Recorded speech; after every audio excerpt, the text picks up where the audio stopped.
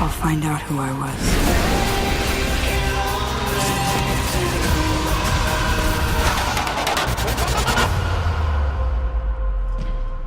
Everything they told you was a lie. Who are you? They did not save your life. They stole it.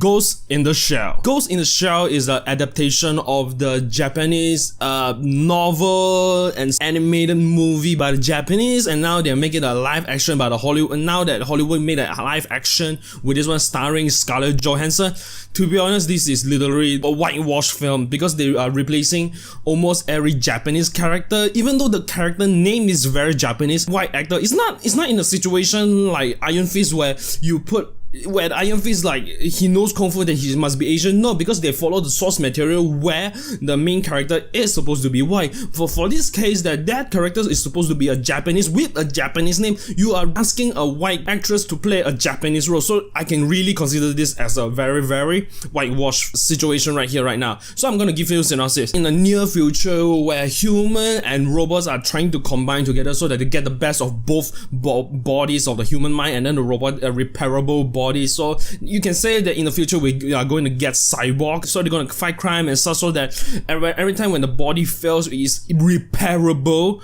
so in order to continue to fight crimes with the human mind. So in this particular story is that Scarlett Johansson, she is playing as this particular super agent character as the living weapon. So she was revived by extracting her brain and put it into a robot body so that she can do a lot of action agent stunts. She can go invisible and then she can kick some really badass. After a while that she don't even remember what she had because her brain was distracted from her original body and put it into this robot, right? And then she became the first of her own kind, and things are going on because she don't really remember what was her memory. And then she started to struggle between being a robot or being a human, so she's struggling with that kind of emotion.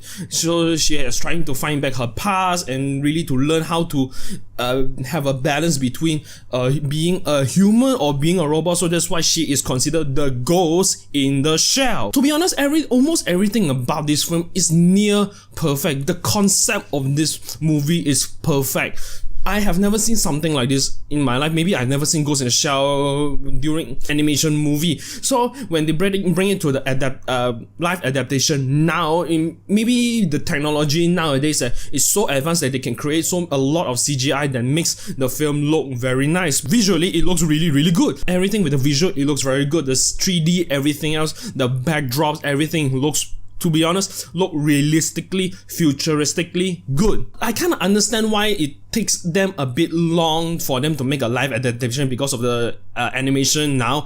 So the film really does make sense. So that's why now is the perfect I can say that it's a perfect time to show the audience now that the Ghost in the Shell live adaptation.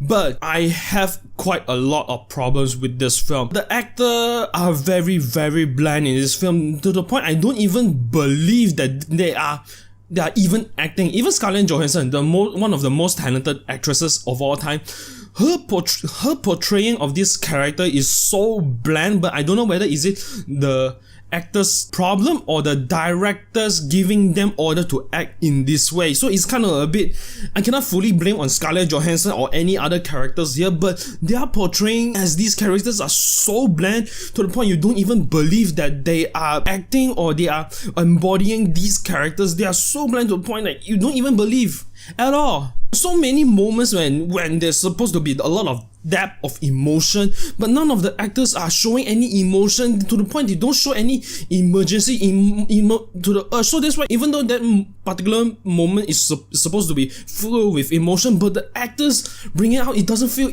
emotional depth into a situation. So that's why a lot of moments that felt very, very bland. I know that there are certain moments where because I know that Scarlett Johansson, she's a robot body with a human brain, but that doesn't give the excuse that she have to act very emotionlessly. There are certain moments that where she really bursts out with emotion when one particular character died, so she bursts out of emotion. But that doesn't give the excuse of the whole film that she acted very, very bland. I know that this film is supposed to be like a very, very detective, because of Scarlett Johansson. She's trying to find her past and trying to dig more information about her, why she is Ghost in the Shell. So that's why she have to go through a lot of information.